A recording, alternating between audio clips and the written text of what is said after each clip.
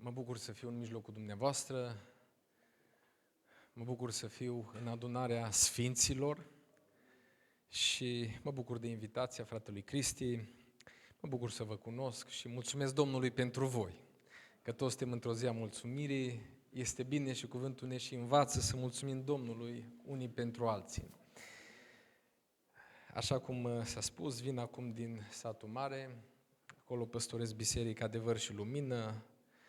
La origini sunt bihorian, ca fratele Cristi, dar până la urmă destinația noastră comună a tuturor este aceeași. În Împărăția lui Dumnezeu, să ne ajute Domnul. În dimineața aceasta nu voi mai citi vreun alt pasaj, că deja mi-au cam fost citite. Și la idei deja, frații, au cam luat din ele. Asta s-ar putea să fie șansa voastră să mai scurtez din predică, nu promit. Oricum îți mai liniștit că nu se dă voie în intrarea la sala de mese până nu termin predica. Așa că, totuși eu cred că dumneavoastră sunteți dintre aceia care înțelegeți că omul nu trăiește numai cu pâine, ci cu orice cuvânt care iese din gura lui Dumnezeu. De aceea în dimineața aceasta nădăjduiesc să vă fiu folositor. Vedeți dumneavoastră, așa cum se spunea în dimineața aceasta, noi în general suntem obișnuiți să fim mulțumitori pentru că, da? Și nu-i rău lucrul acesta, adică trebuie să fim mulțumitori pentru tot ceea ce Dumnezeu ne-a dăruit. Să fim mulțumitori pentru binecuvântările Lui, pentru cele în care El ne-a purtat de grijă și este bine, pentru frații pe care îi avem, pentru darurile pe care le-am primit. Pe de altă parte, mai suntem obișnuiți să fim mulțumitori dacă, știți, dacă s-a întâmplat așa cum am dorit eu, dacă s-a făcut așa cum am zis eu. Dar în dimineața aceasta, tema pe care frații au ales-o ne aduce o provocare. Să fim mulțumitori Domnului chiar dacă. Însă vedeți dumneavoastră, și acest chiar dacă trebuie să-l trecem prin anumite filtre. Pe de o parte prin filtrul relației cu Dumnezeu și pe de altă parte pe filtrul relației cu ceilalți, cu biserica, cu familia, cu societatea. Pentru că vreau să vă pun o întrebare. Dacă e să ne raportăm la relația cu Dumnezeu, poți fi mulțumitor chiar dacă ai primit un talent de la Dumnezeu și tu l-ai îngropat în pământ și l-ai pus să stea acolo și ai trăit cu nepăsare și cu lenevie? Când a venit robul înaintea lui Dumnezeu, ce-a zis robul? Doamne, am știut că ești un stăpân aspru care se cer de unde n-ai semănat. Și eu, zice, m-am temut, zice el, m-am temut să nu cumva să-l pierd, l-am ascuns în pământ, iată ce e al tău. Degeaba zice Biblia, din cuvintele tale vei fi scos vinovat sau fără vină. Dar vedeți, nici Dumnezeu nu a fost mulțumit cu răspunsul lui. Nu a fost mulțumit cu atitudinea lui. Am putea oare în ziua aceasta să fim mulțumitori lui Dumnezeu chiar dacă noi vedem bunătatea lui, dar poate Dumnezeu nu vede din viața noastră rodul pe care îl așteaptă? Zice cuvântul Domnului în Deuteronomul să nu se laude în inima lui și să zică voi avea pacea, chiar dacă aș urma după pornirile inimii mele și chiar dacă aș adăuga beția la sete. Asta și m-am uitat la acest decor frumos, arată rodul pe care Dumnezeu îl dă pe pământul acesta, dar aș vrea să vă pun o întrebare. M-aș ruga lui Dumnezeu, dacă mi-ar face harul ăsta, m-aș bucura, să ne dea fiecăruia dintre noi în dimineața aceasta darul unei vedenii. Ați vrea? Dar acum să vă spun ce vedenie aș vrea eu să primiți. Și să primim, începând cu mine. Aș vrea ca Dumnezeu în dimineața aceasta să-mi dea o vedenie prin care să-mi închipuie viața mea spirituală cu un decor cu roade. Și aș vrea să mă arate oare cum vede El viața mea. Oare ce roade găsește Dumnezeu în viața mea?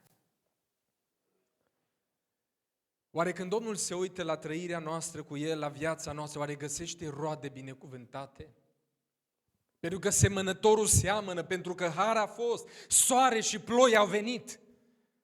cuvânt, harul pe care îl avem să ne adunăm la oaltă. Dar oare ce rod găsește Dumnezeu în noi? Și așa de mult m-aș bucura ca în dimineața asta să-mi zică Domnul că și viața mea e o viață în care a găsit rod. Mlădița aia în care a găsit rod și în care zice că stăpânul o curăță să aducă și mai mult rod. Doamne, ajută-ne la lucrul acesta. Dar poate în timp ce voi vorbi, Dumnezeu îți va vorbi și ție și mie. Poate în timp ce voi aduce din cuvânt Dumnezeu, poate Domnul va începe să-mi arate decorul vieții mele. Haideți în dimineața asta să stăm cu inima deschisă la cuvântul Lui. Pe de altă parte, fraților, vedeți, nu putem fi mulțumitori chiar dacă avem relații care nu sunt după voia lui Dumnezeu sau relații stricate. Nu pot veni cu darul meu la altar, cum a venit evreul despre care vorbește Dumnezeu în Matei, capitolul 5. Și dacă ai venit la altar și ți-aduci aminte acolo că fratele tău are ceva împotriva ta, nu aduci jertfa aceea, că nu-i primită de Dumnezeu. Nu pot fi mulțumitor chiar dacă cu fratele meu m-am comportat nepotrivit și am rostit cuvinte care nu sunt după voia lui Dumnezeu, care i-au distrus poate inima, care poate l-au întristat. Nu pot fi.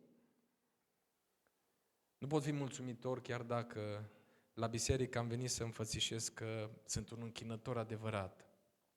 Poate ridic mâinile, dar acasă mă compor nepotrivit cu soțul sau cu soția. Și a zis Domnul, bărbaților, aveți grijă la mânia voastră, ca nu cumva să fie împiedicate rugăciunile voastre. Sau vă aduceți aminte de fariseul acela care s-a dus la templu să se roage. Lângă el era și unul de ăla pe care el îl considera vai de el și trădător de țară, un vameș. Știți că fariseul s-a dus la templu cu o zi a mulțumirii, cu o rugăciune a mulțumirii? Într-o zi de aia s-a dus la templu. Și s-a ridicat ochii sus și a zis, Tată, îți mulțumesc. Dar știți cum i-a mulțumit Domnul? Îți mulțumesc că eu nu sunt ca ceilalți oameni, hrăpăreți, răi, nicănici. Îți mulțumesc, Doamne, că eu nu sunt ca vameșul ăsta, trădător de țară. Pe când vameșul se bătea cu pumnul în piept și zicea, Doamne, ai milă de mine, păcătosul. Și Domnul Iisus pune o întrebare, care dintre aceștia doi s-a coborât acasă neprihănit? De la o zi a mulțumirii, fraților. De la templul lui Dumnezeu, din prezența lui Dumnezeu.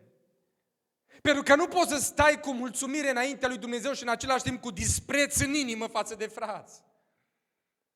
Și atât de ușor pătrunde în adunări de atâtea ori în vremea aceasta, această mândrie spirituală, această judecată în care îi vedem pe alții mai prejos decât pe noi întotdeauna și ne uităm și noi suntem mulțumitori, ba mai mult, auzi pe câte un frate care zice, dacă n-aș fi fost eu, vai era de biserică. Eu nu zic, poate Dumnezeu te-a folosit într-un mod special, dar spun ceva, dacă nu erai tu, avea Dumnezeu pe altul. E un har că te-a ales Dumnezeu să te folosească. O zice Apostolul Pavel, harul lui Dumnezeu față de mine n-a fost zadarnic, eu am lucrat mai mult decât toți. Dar nu eu, zice, ci harul lui Dumnezeu care este în mine. Slăvit să fie Domnul! De aceea în dimineața aceasta vreau să aduc această temă, această idee, mulțumitor chiar dacă, tocmai prin aceste 4 filtre, prin aceste 4 relații. Și primul gând pe care vreau să-l am este, fii mulțumitor chiar dacă alții nu sunt mulțumitori. Și aici este, dacă vreți, relația cu societatea. Vedeți și dumneavoastră că trăim într-o societate despre care spune cuvântul lui Dumnezeu și vă rog pe vreunul din adunare, dacă puteți contrazice prorocia cuvântului lui Dumnezeu, iată despre vremurile noastre, să vă ridicați în picioare și să spuneți.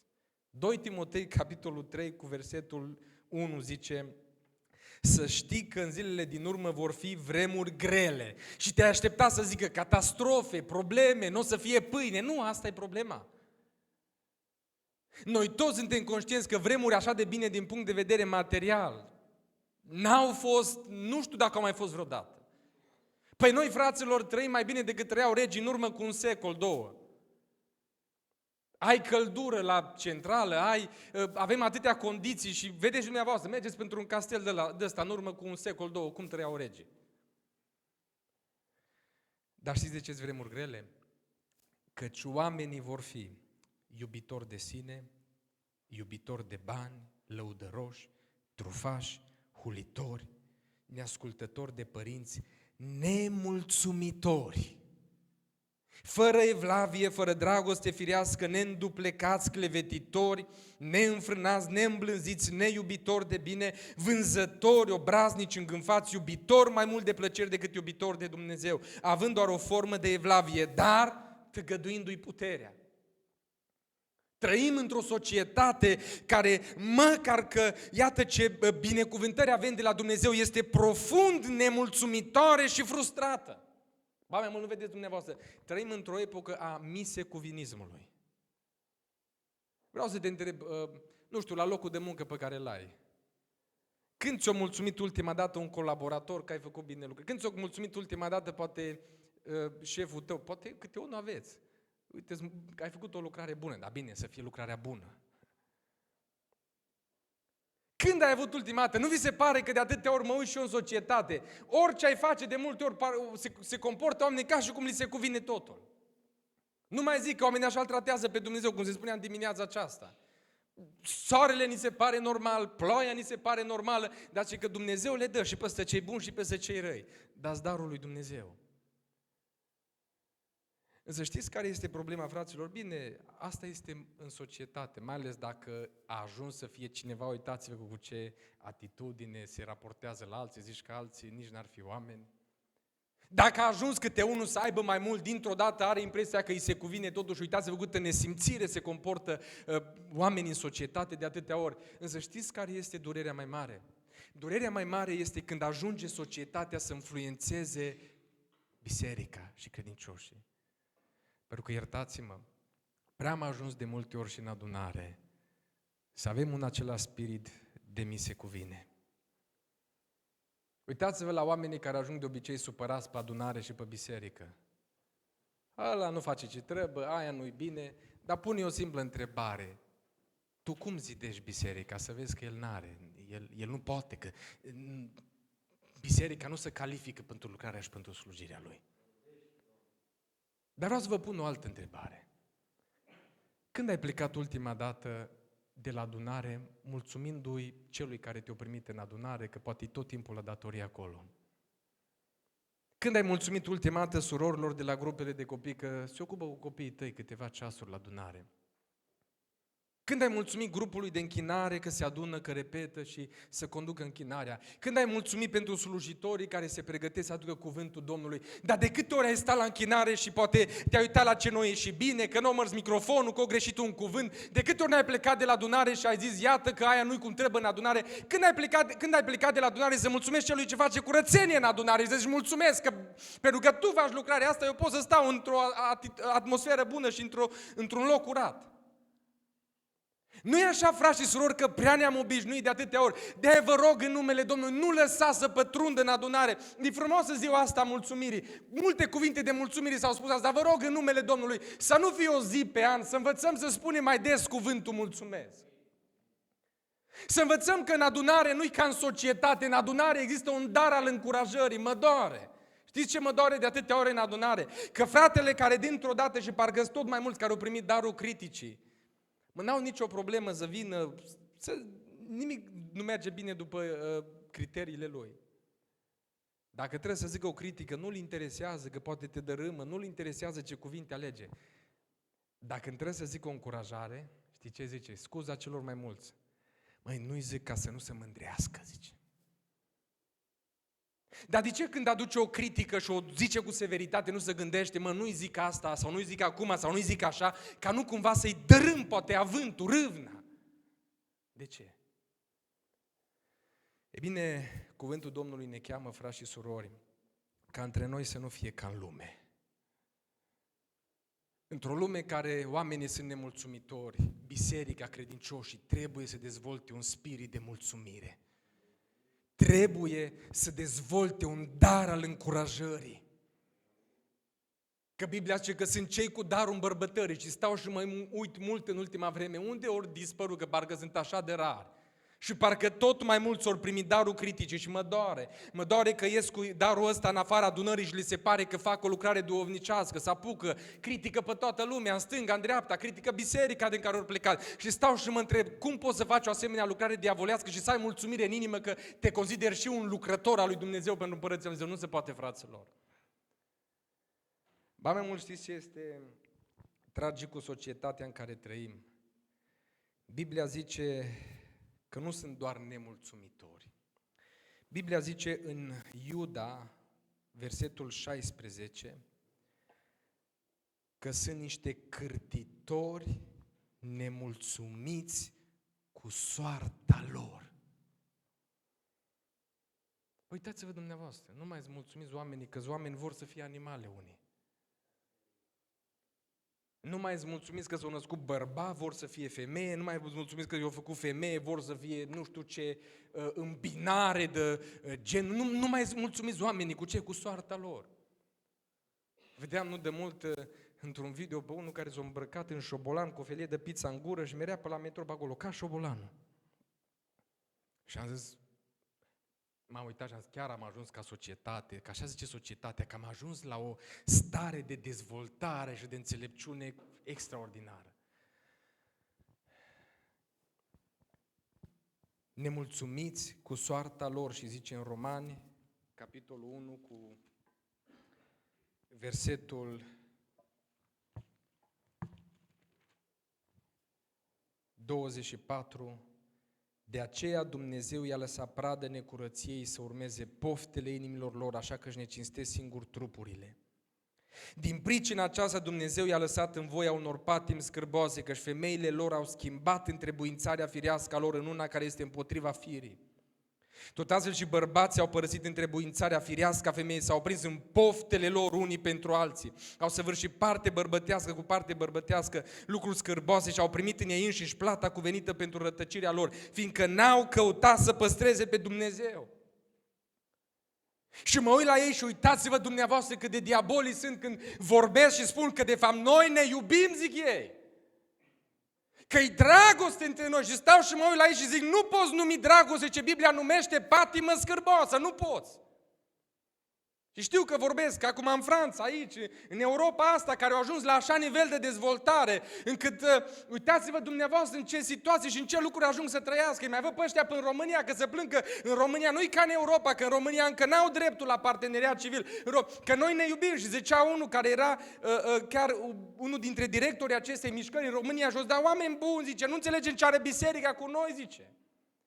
Că noi, zice, ne ducem și la biserică de Paște, dintre noi, suntem credincioși.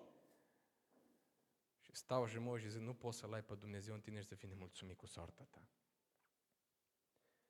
Însă, fraților, în biserică nu trebuie să fie așa. Știți că uneori pătrunde spiritul ăsta și în adunare, nemulțumiți cu soarta lor. Ce zice cuvântul Domnului, ca să facă aplicație și pentru biserică? 1 Corinteni, capitolul 12, cu versetul 18, spune în felul următor. Acum, dar, Dumnezeu a pus mădularele în trup pe fiecare așa cum a voit El. Pe unul l-a făcut mână, pe unul picior, pe unul ureche, pe unul cum a voit El. Și nu mai vezi că unul nu-i mulțumit că Dumnezeu l-a chemat. El vrea să fie altceva. Și dacă mâna și când are nevoie de picior sau ochiul nu vrea să fie ochi, vrea să fie mână și așa mai departe. Vă rog în numele Domnului, haideți să privim la Dumnezeu care a pus mădularele în trup așa cum a voit El și să împlinim chemarea pe care o are Dumnezeu pentru noi. Trecea Iisus Hristos în Evanghelia după Luca, la capitolul 17, Iisus mergea spre Ierusalim și a trecut printre Samaria și Galileea. Pe când intra într-un sat, l-au întâmpinat primarul cu conducerea localității, l-au întâmpinat 10 leproși. Să nu credeți că au ajuns la întâmplarea acolo. Știți ce e interesant? Hristos întotdeauna alege să meargă pe drumurile pe care n-ar merge nimeni. Vă spun că pe drumul unde știau oamenii că-s leproși nu s-ar fi dus niciodată. Știți că Hristos s-a dus pe drumul ăla în care erau doi îndrăciți și zice că e un drum pe care nu mai putea trece nimeni. Fraților, Hristos a coborât pe pământul acesta care era condamnat și așa mai departe la pieire, la nenorocire, și Hristos a pășit pe pământul acesta ca să ne dea nouă șansa să devenim copii al lui Dumnezeu și să moștenim împărăția lui Dumnezeu împreună cu El. O coborât Hristos și s-a dus și zice Biblia că toți 10 au început să strige și să zică: Iisuse, învățătorule, ai milă de noi. Și când i-a văzut Iisus, le-a zis: duceți-vă de arătați-vă preoților. Și pe când se duceau să se arate preoților, au fost curățați. Imaginați-vă dumneavoastră că în timp ce mergeau leproși aceștia, dintr-o dată se uită unul la altul și se miră, zice: ți-a crescut înapoi carnea pe tine, e sănătos. Dintr-o dată ăla la care poate ochii nu mai puteau să vadă, poate îi căzuse bucăți de pe el, avea carnea afectată de lepra aceasta, depinde de stadiul în care ajunsese. Se uită unul la altul și suntem sănătoși. Și zice Biblia, unul din ei, când s-a văzut sănătos, vindecat, când s-a uitat la mâinile lui și a văzut că are din nou 5 degete la o mână, când s-a uitat la ființa lui și a văzut că nu mai are carne care a intrat în stare de putrefacție, nu mai are răni deschise, s-a întors slăvind pe Dumnezeu cu glas tare. S-a aruncat cu fața la pământ la picioarele lui Iisus și i-a mulțumit. Știți ce a întrebat Domnul Iisus Hristos? Oare n-au fost curățați toți cei 10? Ba, Doamne, că eram acolo cu toți 10 au fost curățați. Și întreabă Domnul: dar ceilalți 9, unde sunt? Frați și surori, trăim într-o lume care s-a obișnuit cu binele pe care îl dă Dumnezeu, cu soarele Lui, cu ploaia Lui, cu sănătatea Lui. Și Domnul întreabă astăzi: ceilalți 9 unde sunt? De ce nu se întorc să-L slăvească pe Dumnezeu? Și Domnul îi spune: nu s-a găsit decât străinul acesta să se întoarcă și să dea slavă lui Dumnezeu. Apoi a zis: scoală-te și pleacă, credința ta te-a mântuit. Am stat de vorbă cu oameni, acum 2 ani am botezat o soră, o doamnă care a venit mulți ani la adunare. Și am întrebat-o: de ce vreți să vă botezați? S-a uitat și a zis: pentru că mă uit la viața mea și văd cât bine mi-a făcut Domnul. A stat de vorbă cu altcineva într-o împrejurare și a început să-mi zică, zice: nu pot mulțumi lui Dumnezeu pentru familia mea, pentru locul de muncă, era un om împlinit pământește. Zice: n-am cuvinte, nu știu ce aș putea face. Și m-am uitat la el și am spus: ascultă-mă, există ceva ce poți face. Să te întorci la Dumnezeu și să-i dai slavă, să-i dai viața ta.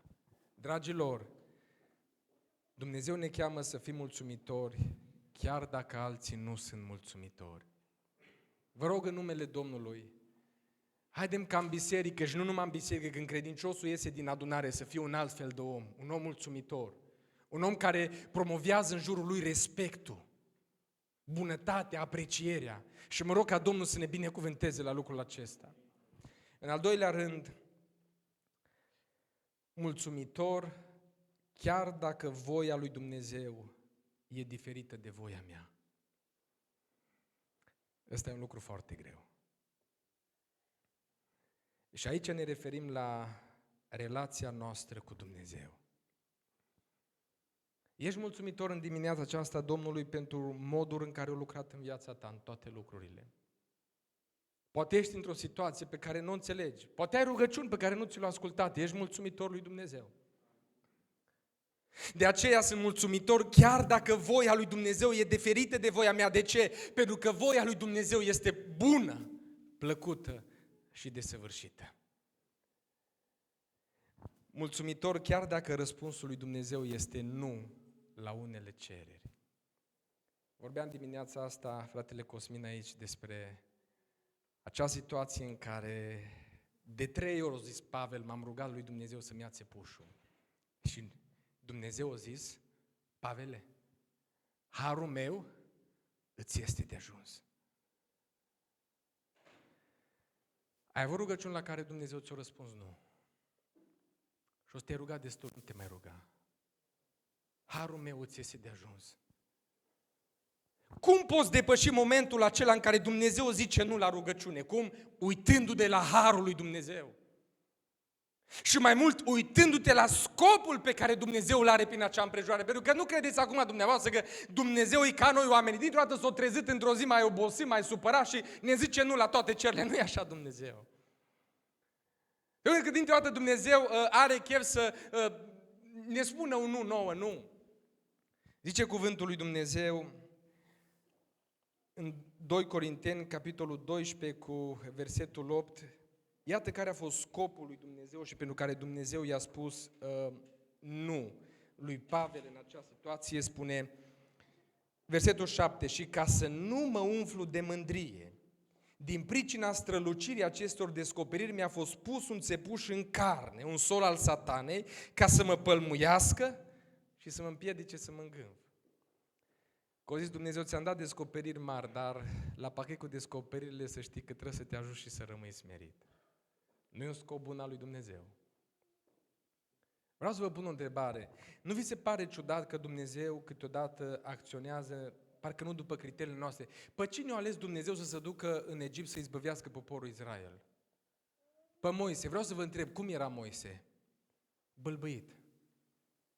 Și ce mă șochează? Dumnezeu, ca să-l convingă pe Moise, că și el a fost încăpățânat și sigur că Moise a fost, că s-a uitat și a zis, Doamne, pe mine m-ai ales. Și cine știe cum vorbea el, nu vreau acum să fac aici exemplu. Dar știți ce mi se pare ciudat? Îi zice Dumnezeu lui Moise, Moise, oare cine a făcut trupul omului? Nu v-ați aștepta ca după declarația asta Dumnezeu să zică, uite Moise, ca semn că te trimit, te vindec de bâlbâiala ta? Și Dumnezeu îi dă alte semne. Zice, Moise, pune mâna în sân. O scoate leproasă. Și pune iar mâna în sân. Și o scoate vindecată. Dumnezeu zice, aruncă toiagul jos și se face în șarpe, prinde-l de coadă și se face iar toiagul. De ce nu i-a zis Dumnezeu? Ca semn că te trimit, că sunt cu tine, te vindec de bâlbâiala ta. Nu putea Dumnezeu? Dumnezeu a zis, nu Moise, harul meu în slăbiciunea ta, puterea mea în slăbiciune este desăvârșită. Dar și ce o zis Dumnezeu lui Moise? Moise, auzi, știi care e planul meu? Dacă te-aș vindeca pe tine, o să zici că nu mai ai nevoie de Aron, dar uite, îl fac pe Aron, purtătorul tău de cuvânt, zice. De aia tu cu Aron vă pun împreună în lucrare. Dar credeți că e ușor să fii ca Aron în lucrare cu unul bâlbâit? Că asta mă doare uneori, vedeți și dumneavoastră în slujire, că ajunge câte unul care are niște daruri, dar nu mai poate colabora cu nimeni. Nu mai poate să se coboare, că cu ăla nu pot lucra, cu ăla nu pot colabora, că are unele slăbiciuni, că nu se ridică la înălțimea fraților. De-aia ne-a pus Dumnezeu împreună să învățăm să colaborăm unii cu alții. Și o zis Dumnezeu, vreau să lucrez împreună cu Aron. Să fii mulțumitor, chiar dacă răspunsul lui Dumnezeu este nu.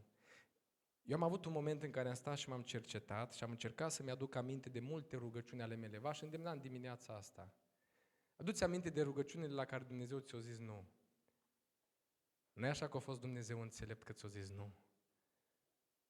Eu am avut un moment în care am mulțumit Domnului că nu mi-a ascultat unele rugăciuni. Slavă Lui că dacă m-ar fi ascultat. Păi s-a dus Balam înaintea lui Dumnezeu și a zis, Doamne, vreau să mă duc cu oamenii ăștia care au venit de la mine de la Balac. Și a zis Dumnezeu, nu. Dar ce-a făcut Balam? Ca noi.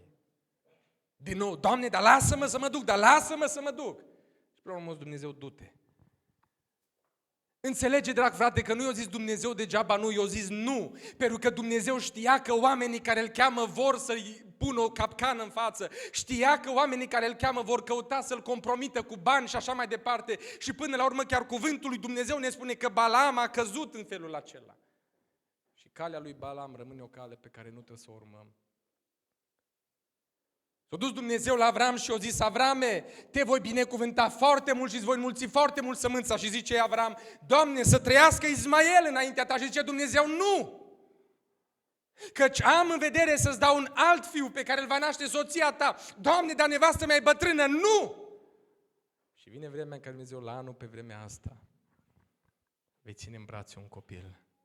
De ce a zis Dumnezeu nu? Că a avut un plan mai măreț. S-au dus cei doi ucenici la Iisus Hristos, Iacov și Ioan, doi frați, și au zis, Doamne, poți face ca în împărăția ta să stăm unul la dreapta și altul la stânga. Și se uită Hristos la ei și zice, nu știți ce cereți. Nu mai zic că tot ăștia fiii tunetului înalt împrejurare, Doamne, vrem să coboare foc din cer peste ăștia. Și Dumnezeu, nu.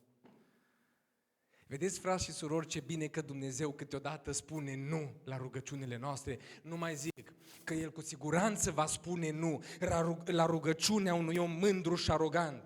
Păi mi-a zis cineva la un moment dat, supărat pe o împrejurare, a zis, eu o să mă rog și o să postesc înaintea Domnului până îmi descoperă Domnul cine-i cu tare care a vorbit despre mine nu știu ce și apoi o să vadă el și am zis, roagă-te și postește că ți-a descoperit Dumnezeu. Mulțumește Domnului, chiar dacă răspunsul lui este nu. Nici pentru Iacov și Ioan nu a fost îndeajuns. Ce-au făcut după aia? S-au dus acasă la mama lor și au zis, mamă, nu ne-au ascultat Domnul, ne-au zis că nu știm ce cerem. Și au venit mama lor la Iisus și au zis, Doamne, fă cumva, Doamne, ca fiii mei, cum, ca o mamă, nu și-o dori și ea, să stea unul la dreapta, altul la stânga. Și Domnul din nou se uită la ei și zice, nu știți ce cereți, puteți voi să beați paharul pe care o să-l beau eu? Mulțumitor, chiar dacă voia lui e diferită de voia mea. Dar mai mult mulțumitor, chiar dacă nu am răspuns la unele întrebări. Știți că cele mai grele situații în viață sunt atunci când treci prin niște situații și nu înțelegi de ce. Eu trimis Hristos pe ucenici în corabie și au zis, urcați în corabie și treceți pe partea cealaltă și Hristos a rămas pe țărm și se ruga și a venit furtuna. Vreau să vă întreb, credeți că nu a știut Hristos că va veni furtuna? Credeți că nu știa Iisus Hristos, Domnul, că valurile se vor agita? Dacă nu erau aplicații meteo în vremea aia, ba știa Domnul și tocmai de aia i-a trimis acolo. Ba mai mult zice Biblia că ucenicii se frământau să scoată apa din corabie și Domnul se uita la ei de pe țărm. Doamne, de ce n-ai venit? Dacă ai fi fost aici, fratele nostru ar fi trăit. Și au zis Domnul Iisus către Maria și Marta, ba fratele vostru va învia, pentru că ăsta e planul lui Dumnezeu. Frați și surori, chiar dacă nu avem răspuns la unele întrebări. Dintr-o dată un tânăr a avut într-o noapte două visuri care l-au făcut să se trăiască așa de bucuros.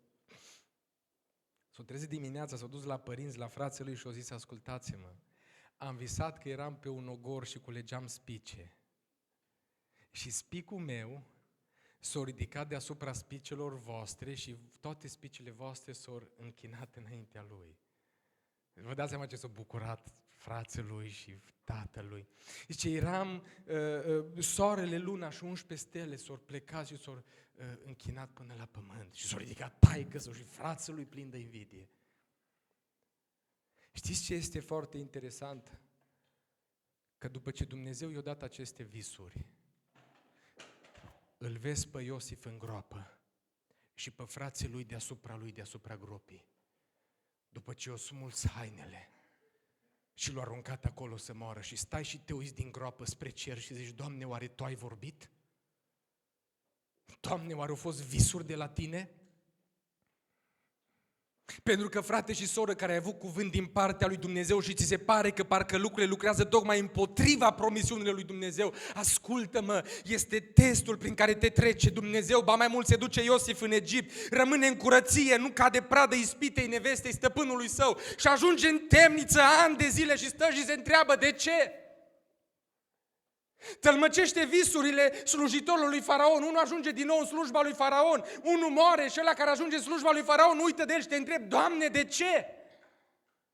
Și trec aproape 13 ani în suferință, din groapă în închisoare, până când vine ziua, când într-o zi, din temniță Dumnezeu îl face prim-ministru Egiptului.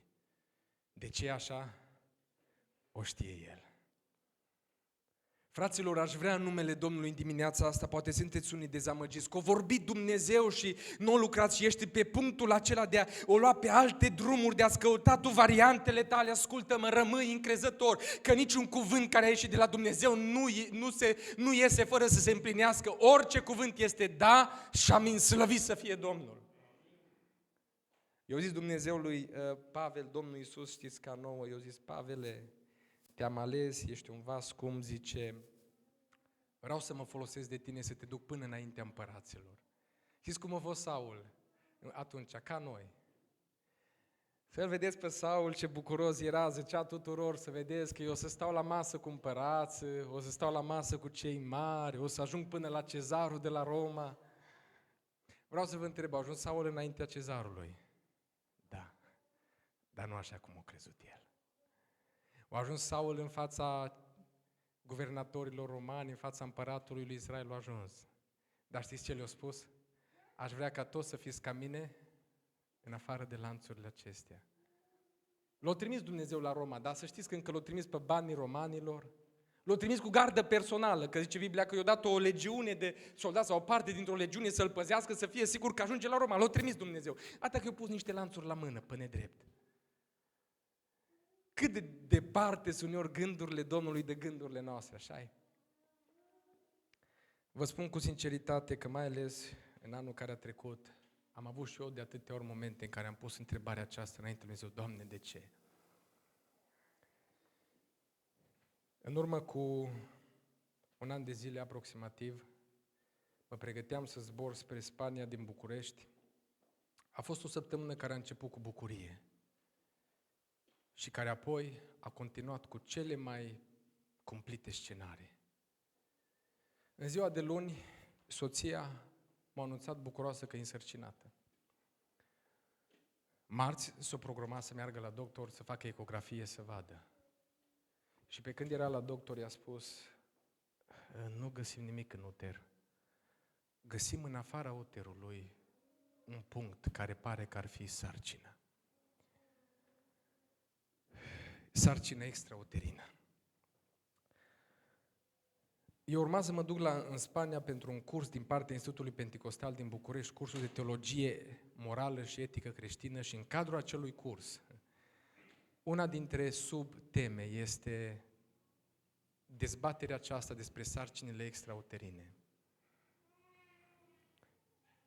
Am făcut până joi mai multe investigații să se asigure că ceea ce au găsit este sarcina și joi a fost sunată și a spus de urgență, mâine trebuie să vii să te internezi în spital, să vii sub supraveghere, pentru că, după cum știți sau nu știți, poate unii dintre dumneavoastră, sarcina extrauterină este de așa natură, încât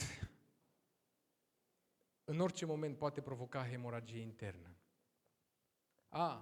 Și a fost o sarcină care a venit după mulți ani de așteptare. Și a fost o sarcină care a venit după o altă pierdere pe care a avut-o soția în urmă cu vreo 2 ani. Și a fost o sarcină care a venit în urma unor oameni care se uitau la mine și ziceau, băi, dar păstorul trebuie să fie exemplu la număr de copii, dar unii nu m-au întrebat, oare suntem bine, sănătoși? Am ajuns în joia seara aceea înapoi acasă, chiar când trebuia să mă duc la aeroport, m-am întors împreună cu socrii mei care locuiesc în zona București și în seara aceea, noaptea de fapt când am ajuns, împreună cu socrul meu care este de asemenea păstor, am făcut ungerea cu un de lemn soției și am zis, Doamne, Tu știi că noi ne-am dorit. Tu ești singurul care poți schimba lucrurile. Dimineața soția și-a făcut bagajul, ne-am dus, dar am zis, Doamne doctor, zic, vrem înainte de internare să mai faceți o ecografie. Eu făcut ecografia, eu stăteam pe coridor, nu pot să vă zic stările pe care am trecut și dintr-o dată mă strigă, nu știam dacă e bine sau rău. Și mi-a zis, zice, e foarte ciudat că am găsit în uter sacul sarcinii, dar e gol. Sarcina e tot în afara uterului. Dar ăla a fost momentul în care am înțeles și m-am uitat și am zis, știți ceva, doamna doctor, noi mai stăm și așteptăm și urmărim. Pentru că noi am știut în momentul acela că e un semn pe care ne-l dă Dumnezeu. După încă o săptămână grea, de apăsări, ne-am dus la o nouă ecografie.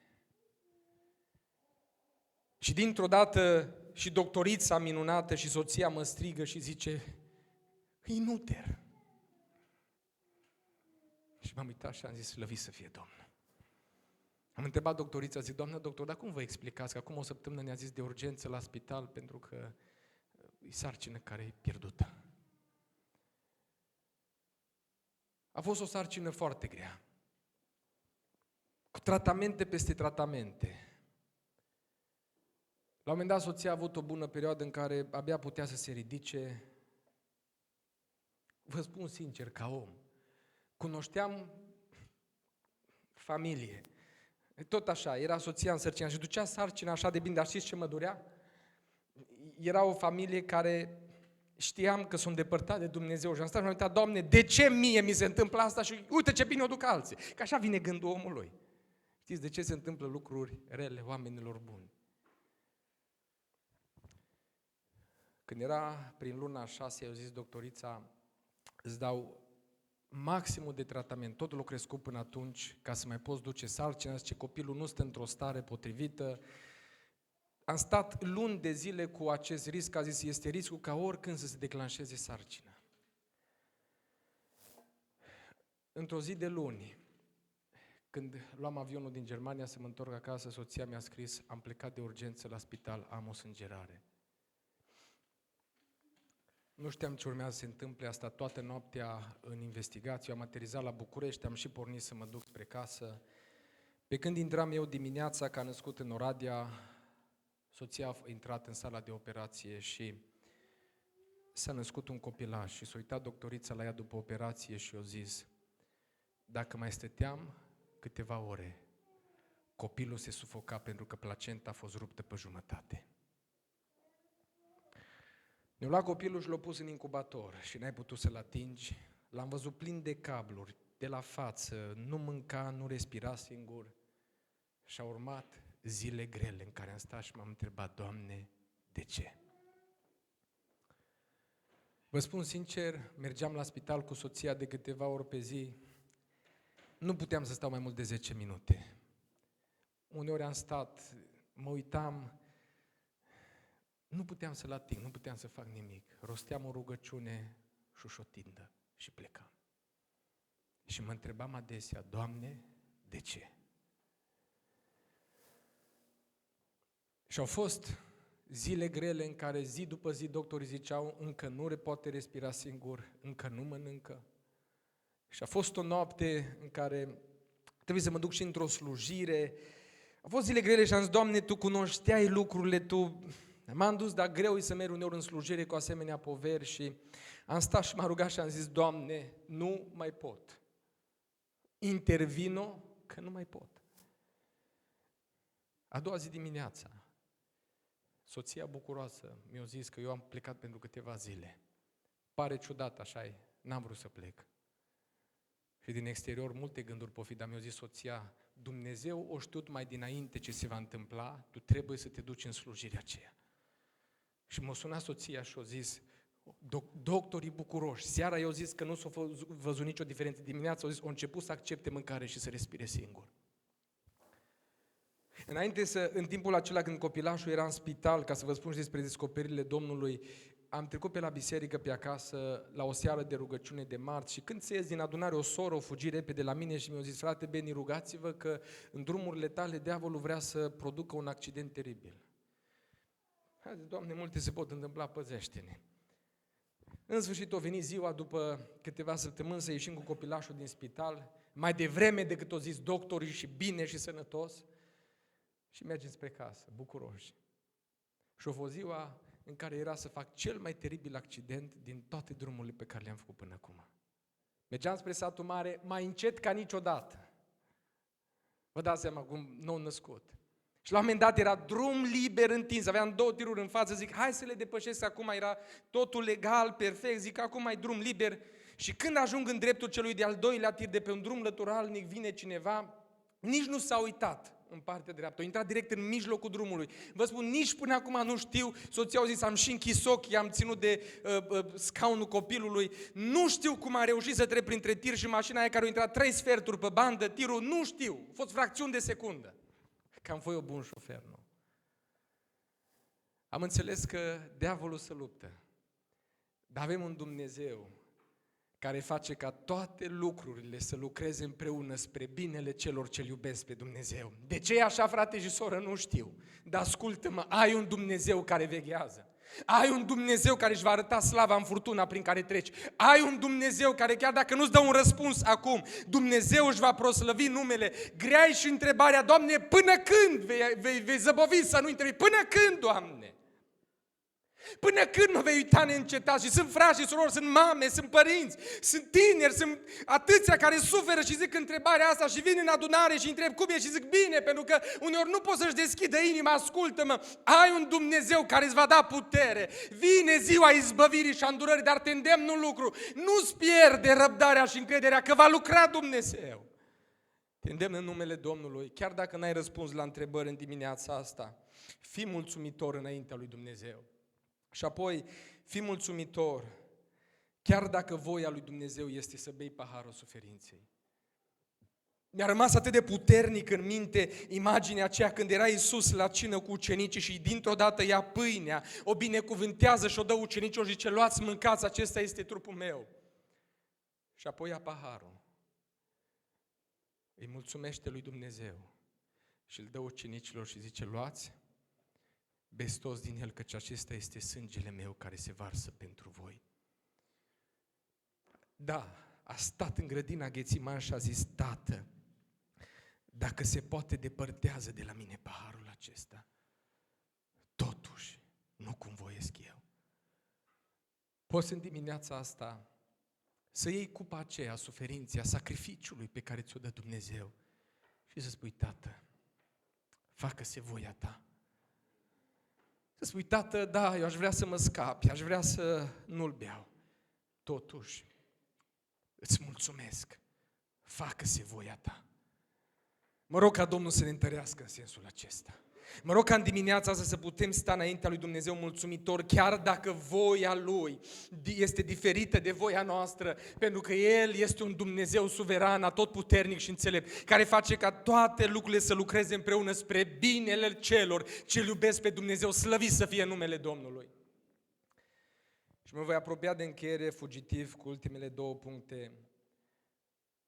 Acum vreau să mă refer puțin la relația cu biserica. Mulțumitor, ne-a întrebat fratele Cristi astăzi, știți, și o întrebare capcană. Mulțumitor, chiar dacă biserica din care faci parte nu e perfectă.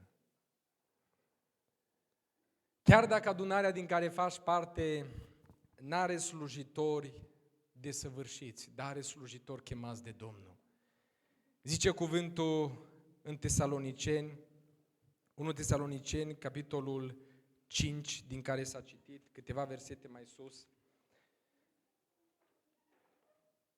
cu versetul 12. Vă rugăm, fraților, să priviți bine pe cei ce se ostenesc între voi, care vă cârmuiesc în Domnul și care vă sfătuiesc să-i prețuiți foarte mult în dragoste din pricina lucrării lor.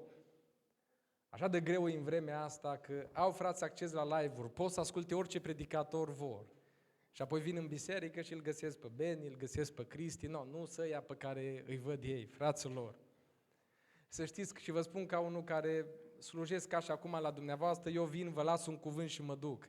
Dar să știți că greu bisericii nu-l duc niciodată invitații, greu bisericii îl duc slujitorii locali. Pastorația, străduința, jertfirea o duc slujitorii locali. E bine că mai are Domnul și alți frați care vine, vizitează, dar zice Biblia, fii mulțumitor, chiar dacă slujitorii bisericii locale nu îndeplinesc toate așteptările mele. Dar slujitorii lui Dumnezeu și nu trebuie să îndeplinească în primul rând așteptările mele, ci să fie chemați de Dumnezeu. Fii mulțumitor pentru adunarea din care faci parte, chiar dacă apar provocări în comunitatea locală. Fraților, pentru că nu suntem încă desăvârșiți, dar suntem sfinții lui Dumnezeu, suntem poporul lui Dumnezeu, uneori vor apărea provocări. Știți cum începe Apostolul Pavel epistola către Corinteni? 1 Corinteni, capitolul 1, cu versetul 4. Zice așa: mulțumesc Dumnezeului meu totdeauna cu privire la voi. Mulțumesc, zice, pentru voi. Și când citești mai departe epistola, stai și te întreb dacă Pavel chiar a mulțumit Domnului pentru ei. Aveau și dezbinări. Mai erau câte unii frați neînțelepți care au ajuns să se dea în tribunal unii pe alții. Mai fost unul care a căzut într-o așa imoralitate de nici la păgân, erau provocări acolo. Dar au zis Pavel, mulțumesc Dumnezeului meu că Dumnezeu va lucra în mijlocul bisericii. Da, fraților, apar provocări în comunitatea locală. Și dintr-o dată să ia unul și pleacă că caută biserica perfectă. Ascultă-mă, și dacă ai găsit biserica perfectă, în momentul în care intri tu în ea nu mai e perfectă. că nu ești tu perfect. Nu sunt eu perfect. Fii mulțumitor Domnului pentru adunarea locală și acum zic un lucru sensibil, dar important, biblic. Chiar dacă avem libertatea să avem diferite încredințări, fii mulțumitor Domnului. Fraților, Dumnezeu nu ne-a pus împreună ca să fim toți la fel, să ne uniformizeze. Îi tendința asta a extremelor, știți? Sunt oamenii aceia legaliști, i-aș numi eu, în sensul că au ei o încredințare, dar vor ca încredințarea lor să o impună întregii comunități. Zicea un om al lui Dumnezeu, fraților, în lucrurile esențiale, unitate. În cele îndoielnice, libertate, dar în toate, dragoste. Apoi, adevărat, fraților, că avem și pe aia libertini, care, dacă vreți dumneavoastră, ăștia întotdeauna forțează limitele bisericii, fără să țină cont de ceilalți frați, de cugetul lor și fără să țină cont de rânduielile bisericii. Avem și noi pe biserici. Tot timpul trebuie să vină câte unul sau câte una care dintr-o dată să vezi că forțează toată lumea să se uite la el, cum forțează el rânduiala bisericii. Fraților, fii mulțumitor Domnului pentru adunare, chiar dacă un alt frate are o altă încredințare, că e de la Domnul. Și zice Biblia, doar atâta citesc în Romani, capitolul 14, cu versetul 1, primiți bine pe cel slab în credință și nu vă apucați la vorbă asupra părerilor îndoielnice. Nu vă apucați. Și zice cuvântul mai departe, încredințarea pe care o ai, păstrează-o pentru tine. Dar închină-te Domnului chiar dacă unul are altă încredințare. Așadar, mulțumitor Domnului chiar dacă adunarea din care fac parte nu e perfectă. Dar, după exemplu fratelui Cosmin, în modelare, pune Domnul piesă după piesă. Aduce Domnul pe unii, ne modelează pe fiecare ca adunarea să devină asemenea chipului lui Hristos. Și în ultimul rând, fii mulțumitor. Și acum vorbesc despre relația cu familia. Chiar dacă viața familiei tale nu corespunde cu șabloanele societății. Știți că una dintre problemele care distruge familii în vremea aceasta sunt șabloanele societății în care soții vor să ajungă să se integreze? Fii mulțumitor chiar dacă familia naturală biblică nu mai e la modă, că nu e la modă. Toată lumea asta s-a ridicat și vorbește împotriva familiei lăsată de Dumnezeu dintr-un bărbat și femeie.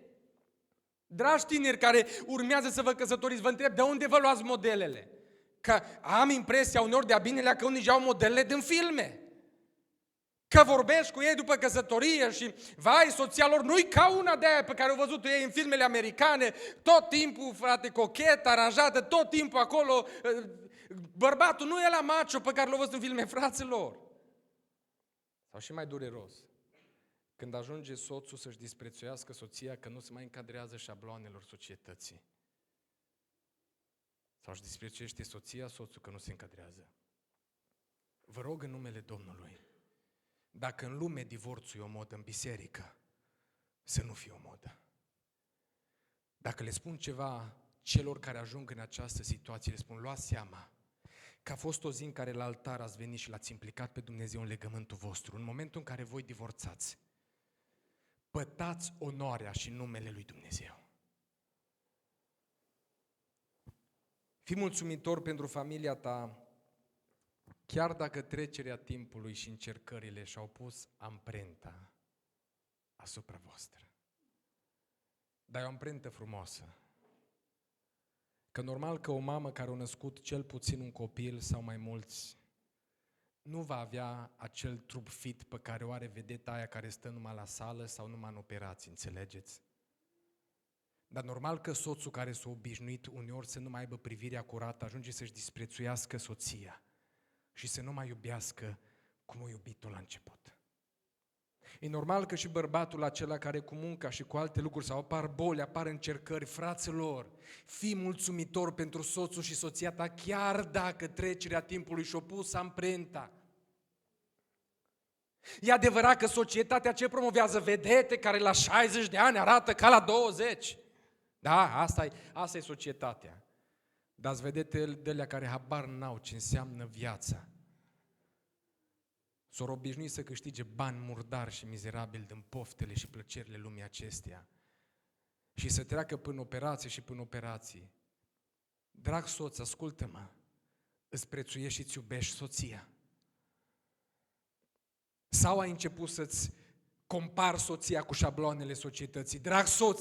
Dragă soție, îți prețuiești soțul? Sau ai început să-l compari cu ăla care, uite, cât te-a făcut la viața lui și a tău? Și ultimul gând, fii mulțumitori, chiar dacă nu aveți ca familie cât au alții. O, câte pagube face spiritul ăsta de comparație. Evrei 13:5. Mulțumiți-vă cu ce aveți. Nu fiți iubitori de bani. Câte familii distruge iubirea asta de bani. Mulțumiți-vă cu ce aveți. Vreau să închei ziua aceasta. Dumneavoastră ați ales tema. Eu am fost pus să o aduc din partea Domnului. Mulțumitor chiar dacă. Nu e chiar ușor, așa e. Mulțumitor chiar dacă alții nu sunt mulțumitori. Chiar dacă alții nu ți-or mulțumit și nu te-or apreciat, începe să apreciezi și să fii un om respectuos. Începe în societate, în jurul tău, să promovezi o atitudine de mulțumire. Și te îndemn în numele Domnului, începe să fii un om mulțumitor înaintea lui Dumnezeu și în adunare, un om cu darul încurajării, un om care să facă diferența în jurul lui, nu un om care e tot timpul supărat, tot timpul frustrat, tot timpul nemulțumit. Fii un om care să încurajeze, un om pus de Dumnezeu, care să mulțumească. În al doilea rând, mulțumitor, chiar dacă voia lui Dumnezeu e diferită de voia mea. Mulțumitor în dimineața aceasta, chiar dacă ai rugăciuni la care Dumnezeu a zis nu. Poate nu înțelegi acum, dar ascultă-mă, Dumnezeu are un plan mai măreț decât ceea ce ai cerut în rugăciune. Mulțumitor chiar dacă n-ai răspuns la toate întrebările. Încrede-te în El și în planul Lui. Mulțumitor chiar dacă în ziua aceasta și în vremea aceasta bei din paharul suferinței, dar vine și vremea răsplătirilor. Mulțumitor, drag frate și soră, în ziua aceasta, chiar dacă adunarea din care faci parte nu-i perfectă. Mulțumește Domnului pentru slujitorii pe care i-a pus Dumnezeu. Priviți-i bine, zice Biblia.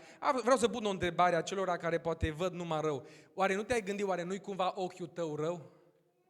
Oare nu-i cumva ochiul tău și lentila ta deformată? Dacă toți, niciunul nu-i bun, toți mulțumitor, chiar dacă apar provocări în adunare.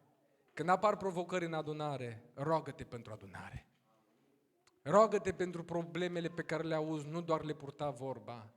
Și mulțumitor Domnului pentru frații tăi care sunt diferiți de tine și au încredințări diferite. Mulțumește Domnului. Nu fi ca ăla, așa m-a șocat dacă, nu știu, dacă cunoșteam din biserica din care era parte, cred că m-aș fi dus și a zis că niciodată, ce frațul, eu nu o să stau în cerce la masă cu aia care beau cola și cafea. Și eu m-am uitat și a zis, nici eu nu o să stau în cer cu tine, că tu sigur nu o să fii în cer. Păi când poți cu atâta dispreț să spui altora că nu o să stea ei, că n-au ei încredințarea ta, frate, dacă ai încredințarea asta, Domnul să te binecuvânteze și vi-l păstrează pentru tine, dar nu impune tuturor. Și apoi, mulțumitor Domnului, chiar dacă viața familiei tale, frate și soră, care e sub presiunile șabloanelor societății, chiar dacă viața familiei tale nu corespunde acestora, tu fii mulțumitor Domnului pentru soțul și pentru soția ta. Nu mai e la modă, uitați-vă dumneavoastră, care-s vedetele românilor. Nu mai sunt vedetele românilor, din păcate, soțul și soția care au ajuns până la 50 de ani de căsătorie, nu. Îs ăia care au divorțat de 50 de ori, îs ăia care nu se mai căsătoresc, îs ăia care pretind și spun că nu-i cum să strice ei trupul să aibă copii. Ăstea-s vedetele României. Și ăstea să ne facă nouă șabloane? Vă rog în numele Domnului, prețuiți-vă soțul și soția chiar dacă trecerea timpului și încercările și-au pus amprenta. Mulțumiți Domnului chiar dacă nu aveți cât au alții, nu vă mai comparați, mulțumiți-vă cu ce aveți. Și Dumnezeu va binecuvânta și mai mult, că cel mulțumit, zice Biblia, care totdeauna un belșug și Dumnezeu îi va purta de grijă. Mulțumitor Domnului că-L avem, că e stăpânul vieții noastre, slăvit să fie numele Lui. Aș vrea să-mi permiteți, mie mi-a plăcut mult cântarea aia și aș vrea să o mai cântăm o dată în dimineața asta, chiar dacă vorbele lui Habacuc. Dacă vrea grupul să vină în față, biserica să se ridice în picioare. Aș vrea să mai cântăm în dimineața aceasta, încă o dată, cântarea aceasta. Înainte, până grupul se pregătește, voi citi aceste versete pe care mă rog să am puterea să le rostesc și eu în dimineața aceasta și tu. A zis Habacuc, care a auzit o prorocie de la Dumnezeu că vremurile care vin sunt grele. Știți ce a zis Habacuc prima dată? Zice, când am auzit, Doamne, ce ai vestit, m-am îngrozit. Tot el zice în versetul 16, când am auzit, Doamne, lucrul acesta, mi s-a cutremurat trupul. La vestea aceasta, zice el, mi se înfioară buzele, îmi intră putrezirea în oase și îmi tremură genunchii. Dar stând de vorbă cu Domnul și stând înaintea Domnului, capătă putere. Și buzele lui și trupul lui și ființa lui te întărește și zice în versetul 17, Doamne, chiar dacă smochinul nu va înflori, chiar dacă vița nu va da niciun rod, chiar dacă rodul măslinului va lipsi și câmpiile nu vor da hrană, chiar dacă oile vor pieri din staule și nu vor mai fi boi în grajduri, eu tot mă voi bucura în Domnul, mă voi bucura în Dumnezeul mântuirii mele. În dimineața asta, frate și soră, poți să spui același lucru ca Habacuc, Doamne, eu chiar dacă se prăpădesc toate în jurul meu, mă voi bucura în Tine? Domnul Dumnezeu este tăria mea. El îmi face picioarele ca ale cerbilor și mă face să merg pe înălțimile mele. Frate și soră, nu uita, finalul istoriei nu e în mâna oamenilor, e în mâna lui Dumnezeu. Și pentru aceia care se tem de numele Domnului va răsări soarele neprihănirii. Pentru tine care te tem de Domnul și îl iubești pe Domnul, vine ziua izbăvirii și ridicarea. Și ridicarea va fi până în veșnicie în împărăția lui Dumnezeu. Până atunci, fii mulțumitor chiar dacă treci prin încercări. Fii mulțumitor cu frații ăștia imperfecți, dar scumpi înaintea lui Dumnezeu cu care ai o adunare. Fii mulțumitor pentru familia pe care ți-o dat-o Domnul, ca împreună să ajungeți în împărăția lui Dumnezeu, să lăudați numele Domnului. Fii mulțumitor.